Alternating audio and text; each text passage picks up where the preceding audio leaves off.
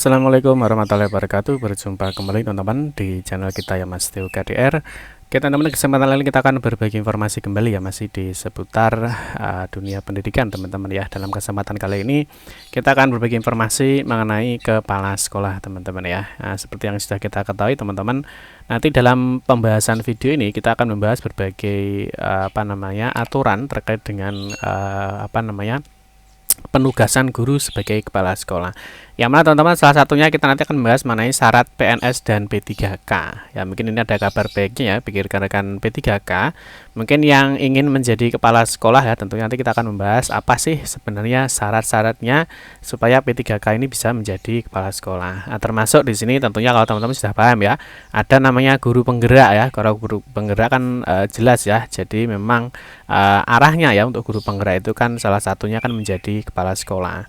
Nanti kita juga akan membahas teman-teman mengenai mekanisme pengangkatan kepala sekolah ya, baik itu di sekolah negeri maupun di sekolah swasta. Nah, yang terpenting juga ini kita akan membahas mengenai berapa sih masa aktif ya. Jadi kepala sekolah itu berapa sih periodenya ya. Dalam satu periode itu ada berapa tahun sih mengenai masa aktif kepala sekolah. Terus nanti kita juga sedikit membahas mengenai PLT ya, atau pelaksana tugas.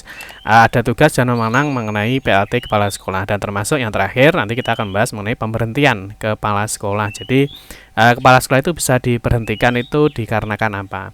Nah, mungkin teman-teman tentunya semua sudah paham ya bahwa terkait dengan penugasan guru sebagai kepala sekolah itu tertuang di dalam Peraturan Menteri Pendidikan Kebudayaan Riset dan Teknologi Nomor 40 tahun 2021. Tetapi yang perlu kalian pahami juga teman-teman di dalam aturan terbarunya ya, di dalam juknisnya ya. Jadi sini di tahun 2024 ini adalah tentunya menjabarkan ya, atau membuat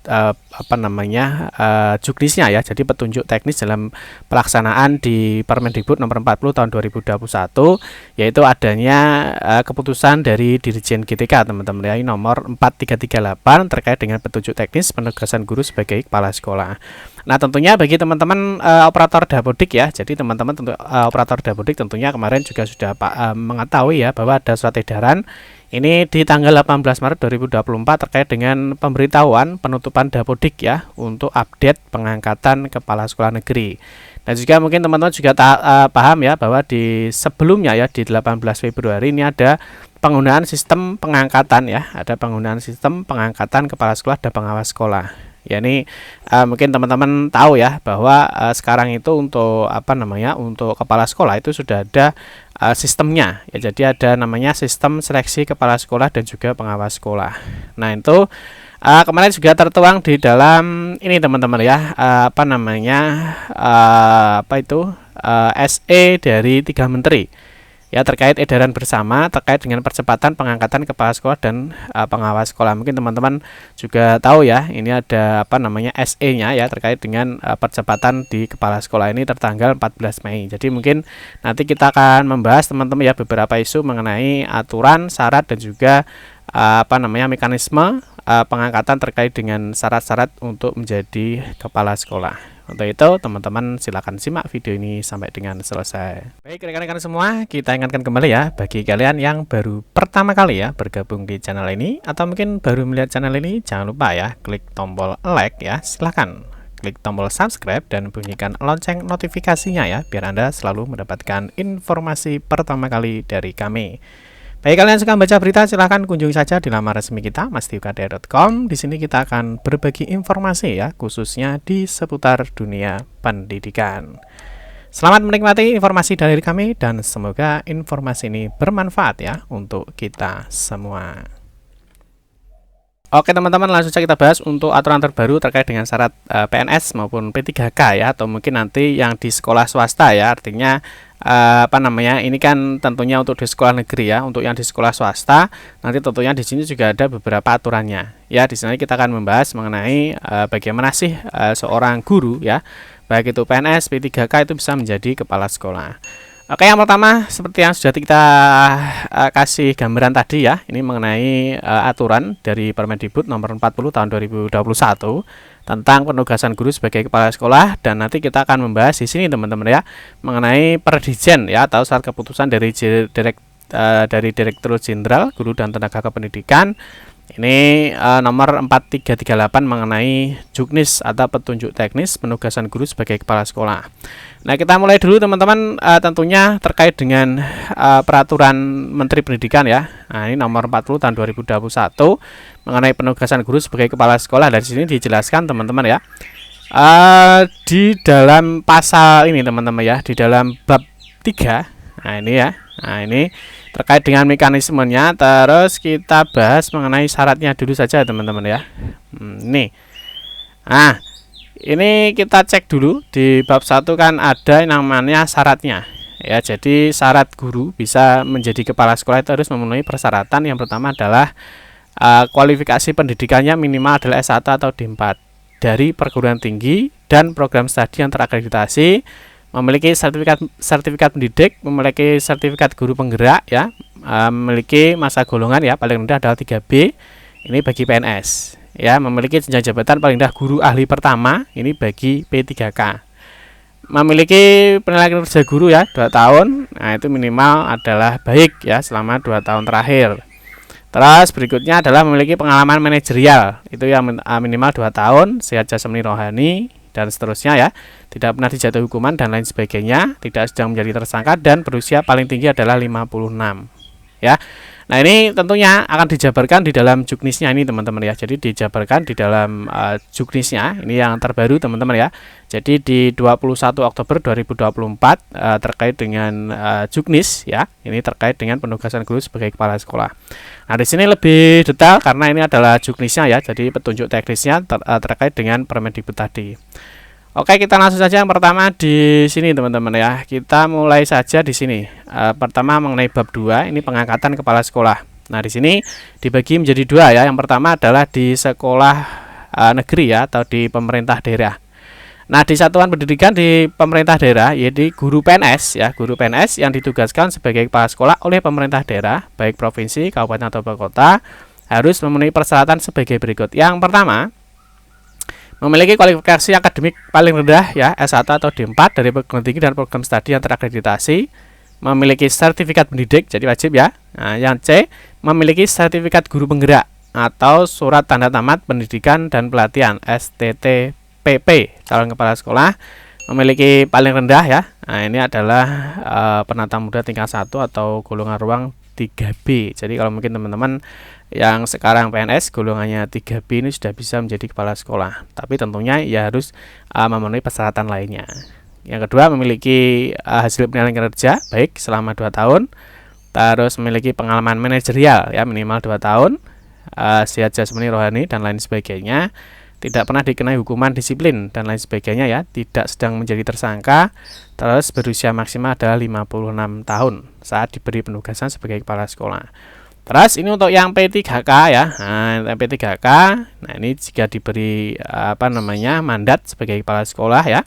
Ini sama ya, harus S1, memiliki sertifikat pendidik, memiliki sertifikat guru penggerak.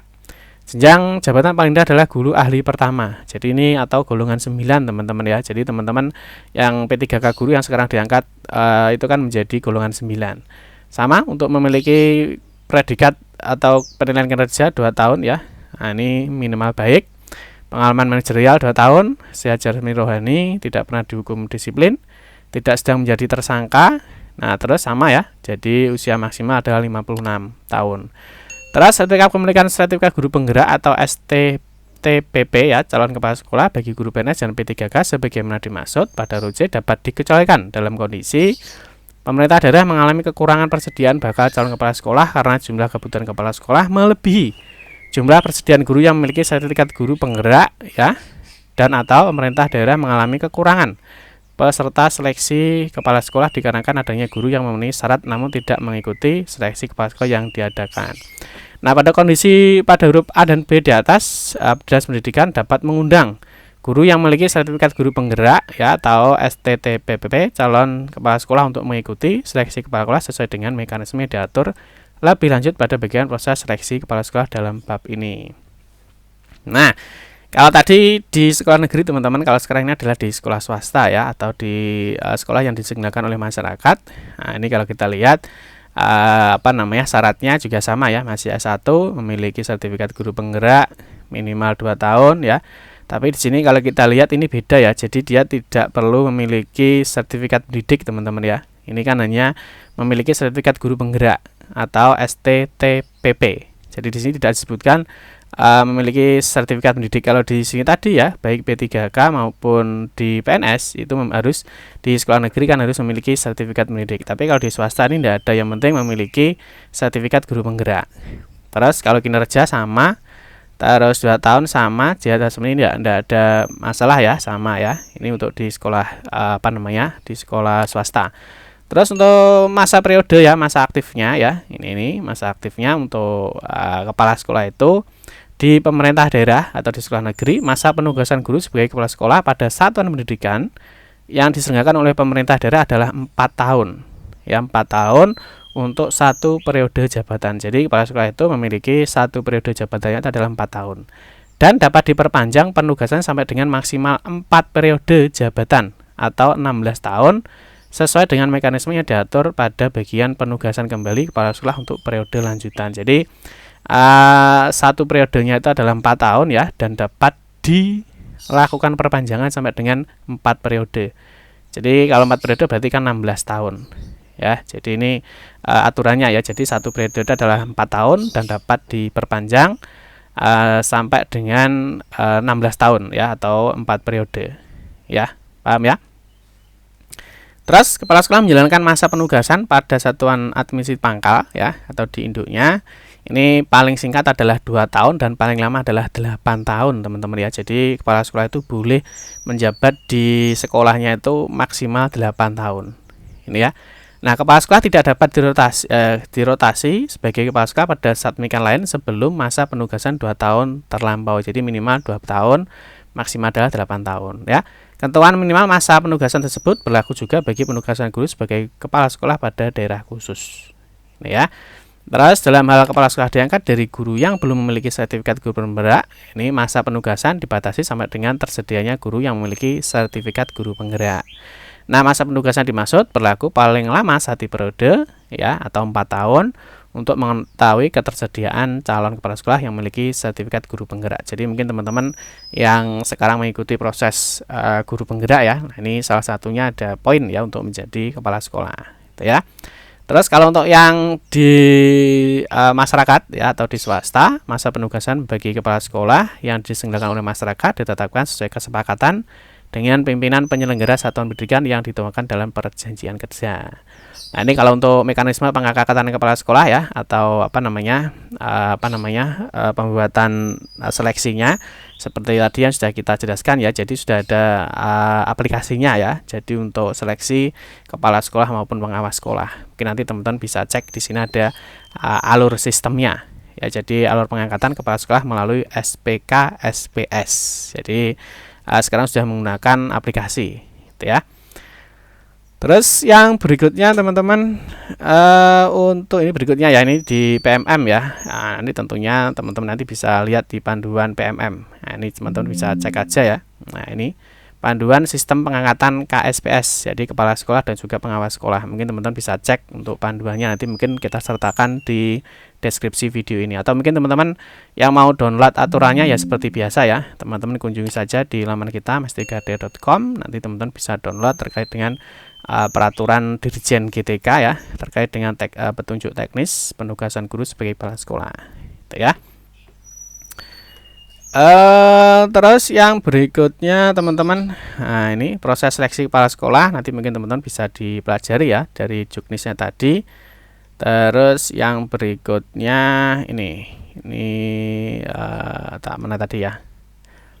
Yang berikutnya kita cek mengenai penetapan kepala sekolah. Ini juga sudah ada ya contoh-contohnya dari aturannya.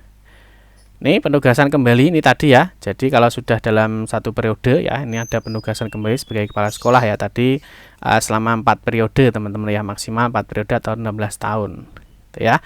Terus mekanisme pemberhentian ya, ini kalau kepala sekolah itu kan bisa diberhentikan ya. Nah, itu adalah syaratnya itu adalah ini, kepala sekolah itu berhenti karena bisa meninggal dunia atas permintaan sendiri atau diberhentikan. Terus kepala sekolah yang diberhentikan ini ya, kalau misalkan diberhentikan itu harus dikarenakan mencapai batas usia pensiun, telah berakhir masa penugasan sebagai kepala sekolah, melakukan pelanggaran disiplin sedang atau berat, diangkat pada jabatan lain selain jabatan fungsional guru, tidak melaksanakan tugas secara berkelanjutan atau berhalangan tetap selama lebih dari 6 bulan secara berturut-turut. Terus dikenakan sanksi pidana berdasarkan putusan pengadilan yang telah memperoleh kekuatan hukum tetap. Hasil penilaian unsur penilaian kinerja ini tidak mencapai sebutan paling rendah, baik melaksanakan tugas belajar dari 6 bulan berturut-turut atau lebih, menjadi anggota partai politik dan menduduki jabatan negara ya. Nah, ini tentunya yang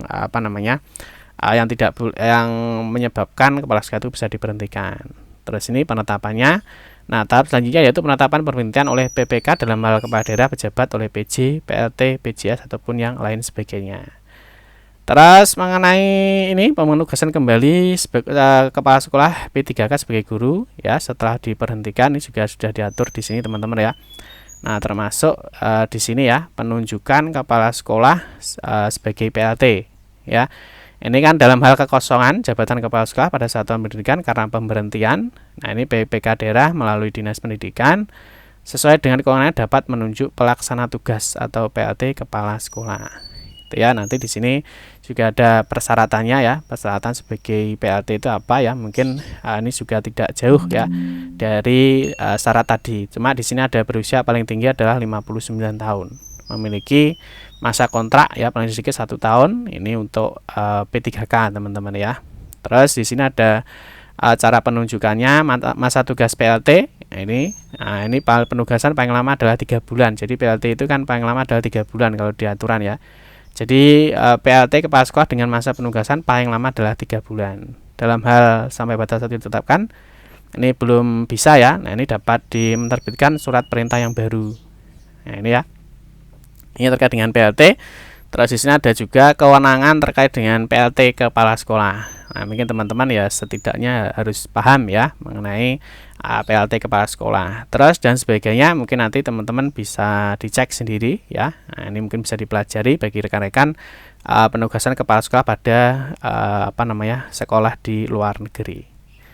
Mungkin itu saja teman-teman ya mengenai syarat aturan ya. Nanti yang syarat PNS P3K bisa menjadi kepala sekolah ataupun tadi yang sudah kita jelaskan berapa sih masa aktif atau periode kepala sekolah itu. Demikian yang dapat saya sampaikan, semoga informasi ini bermanfaat. Mohon maaf jika ada salah kata dalam memberikan informasi dan penjelasan. Kita berjumpa kembali di video-video berikutnya. Saya akhiri, wassalamualaikum warahmatullahi wabarakatuh.